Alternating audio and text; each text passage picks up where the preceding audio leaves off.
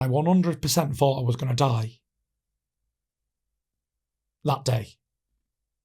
Before everything else, this was a day that I was going to die for sure. Like, I thought I was having a heart attack. Where were you?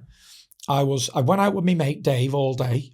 We're just doing normal jobs. Because at this time, like, I wasn't boxing. I was fat as anything. I was unwell. So my mate Dave would come down and take me out for the day. And just like he does like windows and doors and conservatories and stuff. And then we just drive around and like he'd go like giving his quotations and stuff and seeing the customers and whatever. And I'd just go around for the banter with him for the day. And I remember we went out and I dropped him back off at Ease.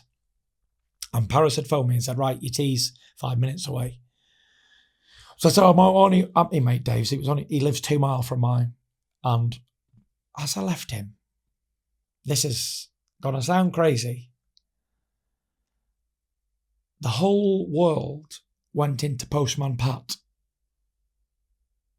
Like a cartoon. Right. And I was thinking, what the fuck is this? Like, I was thinking, I can't make it back home. I'm not going to make this home. And like everything was like in cartoon time world. Yeah.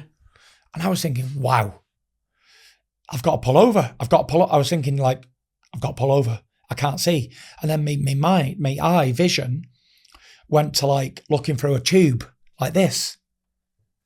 So I was in the car and I pulled it over and right in the middle of the road, there was a big high curb like that.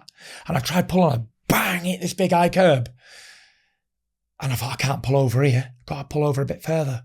So I got past there's McDonald's there, drove past, pulled into the first lay-by. I remember pulling out handbrake up, jumping out the car and throwing the keys down the road. I set off running. I'm like, what the fuck is going on? This is the crazy moment, by the way. I pulled this car over. It was still moving. I pulled the handbrake up, jumped out the door type of thing as it's still going. Keys out, threw them down the street and set off running down the footpath away. And I'm thinking, what the fuck are you doing? Go get your keys. You've left your keys in the middle of the road. Ran back, got the keys. And then I'm running down the road again and I can feel my heart like I've had a heart attack. I've had a stroke. My vision's gone. I can't breathe. I'm dying. And I'm thinking, I'm literally waiting to die. And I'm calling to God. I said, please, God, forgive me and my sins. I'm thinking like I'm about to meet me maker. This was it. Like, this was it. There's no coming back. This is it. I'm dying. And at that moment, after I'd said down prayers, like, forgive me of these sins, I was about to put dead. Yeah. After that moment, the only thing I thought about was my kids. There was no like life flashing before me and I saw all my childhood and all that shite. This was like imminent death, 100% I'm going to die. And the only thing I thought about before death was how my kids are going to survive on their own. And I've really fucked things up. And I'm thinking, why have I not died? Why have I not died? I'm having a heart attack, but I'm not dying. And I said to people walking down the street, I'm having a heart attack, please call an ambulance. This is really obvious. Swear to God, this is the truth. You were in this is a real mental health crisis. This is a breakdown. This is yes. But at the time, I'm having a heart attack. I've gone blind. Yeah. I can't see hardly. I phoned Dave. I said, Dave, come and get me quick. I'm having a heart attack. And you'd had a good day with him. You'd had a normal day, like normal. And I don't know what brought on or what happened. And he said, where are you? I said, I'm just around the corner from yours. Come and get me. I'm on the main road. So he come in the car, but I'd already flagged the van down. And I said to the guy, the driver, please take me to the hospital. I'm having a heart attack. So jumps in this builder's van. And he's like, what the fuck's going on, mate? I'm taking you to the hospital. I said, whoa, there's me, mate. I'm jumping out with him. Jumped out of that van, got in his van. And I'm thinking, he knew what was going on because he knew about panic attacks and stuff. Dave, yeah. And he said to me, calm down. You're having a panic attack. And he was driving slow. And I said, why the fuck are you driving slow? I'm having a heart attack. You silly bastard, get to the fucking hospital. He's like, you're not having a heart attack. You're having a panic attack. I said, I'm going to knock you spark out driving this wheel. I said, get me to the fucking hospital. I said, I said, you're my best mate. I said, if you tell me you're having a heart attack, I'm going to get you straight there. He's doing 30 miles an hour. He goes, you don't need hospital. You need to go for a walk. Which is not what you want to hear.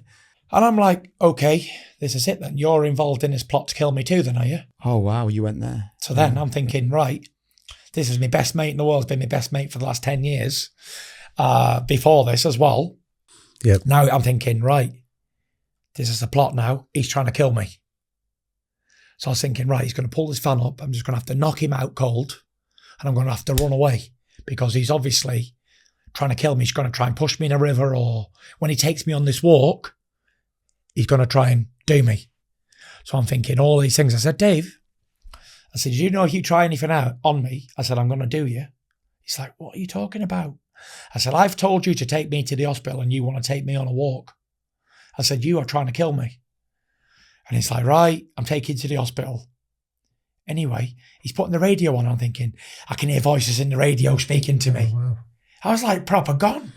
I got to the hospital and I ran into the hospital and I said to the people, I said, check me out. I said, someone's drugged me or I've had a heart attack. I said, check me blood now. I said, I might have anthrax in my system. I said, this is what I'm thinking, all these crazy things. See, but I'm struck when you describe it as crazy, because that, to me, as you describe it, is just somebody seriously unwell. Yeah. You know, like you wouldn't describe somebody with cancer as being crazy. Do you know what I mean? Like I'm telling you, this was the most terrifying experience that I've ever experienced. I've ran into a hospital full of people, the heavyweight champion of the world. People know, everybody knows me in the room. I'm like asking them to check my system because I think I've either had a heart attack or I've been drugged, seriously drugged, because nothing made sense. It was so unirrational, erratic. I didn't know what was going on. And this all happened before you then had the incident where you considered driving into the bridge? Round about the same kind of time, yeah. But this is before help. This is before you've sought help. No, this is after that bridge moment, I believe. Right. Yeah. But before you've gone to ask for help, yeah. Yeah. This is after that bridge moment. And the doctor said, sit down, check me blood, checked everything, heart monitors on, EG, whatever they are, all over me. He said, you've not had a heart attack. You're totally fine. There's no drugs in your system, but you need to calm down. My heartbeat was going bump, bump, bump, bump, bump, like 300 something a minute. And he said, if you don't calm down, you are going to have a heart attack. So anyway, they give me these pills to take. Calm down. You're totally fine. And the head doctor come in and spoke to me and he said, like, have you got a lot of stress going on in your life? I said, yeah. This, that and the other, loads of things going on. At the time, it was like I was supposed to be preparing for Vladimir Klitschko rematch. Imagine going in the ring with him after this. While this is all going on, they're trying to take me belts off me. They want me to fight and I'm trying barely to fight to survive to live. I've got my managers and all that, people around me trying to get me to go back fighting, and I'm trying to fight to breathe fresh air here. Yeah. And so I had a lot of stuff going on. I had court cases going on, people trying to sue me because I'm out the ring and I'm not fighting. And the doctor said, look, prescribe me with these medications. And I've always been against like taking medication and stuff. Like my granddad was always on pills all his life, and I don't think it helped him, to be fair. And anyway, they gave me this bag full of pills, and anyway, went back to the house and I said to my dad, look, I wasn't right. I said, someone's tried to kill me today. I said, someone is trying to kill me. I said, I've heard all the voices in the radio. My dad's like, oh my God. He's concentrating on what I'm saying, but obviously he thinks... Scary for them as well, It's scary for them, yeah. And we all slept downstairs in my front room on the floor. This is how scam. Heavyweight champion of the world, 27 years old. And I'm sleeping downstairs in my house with my dad and my brothers because I'm absolutely terrified. I'd go to all the windows and doors and check them all, bolt everything, and barricade all the door. And I said, why are you doing this? Like, who are you afraid of?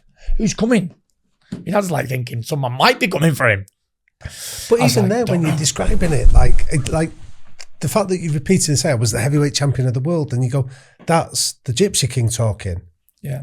You're actually a 27-year-old, seriously ill unwell person. So at this time, I'm still don't know what's going on. Like, I think I'm having a heart attack, a stroke.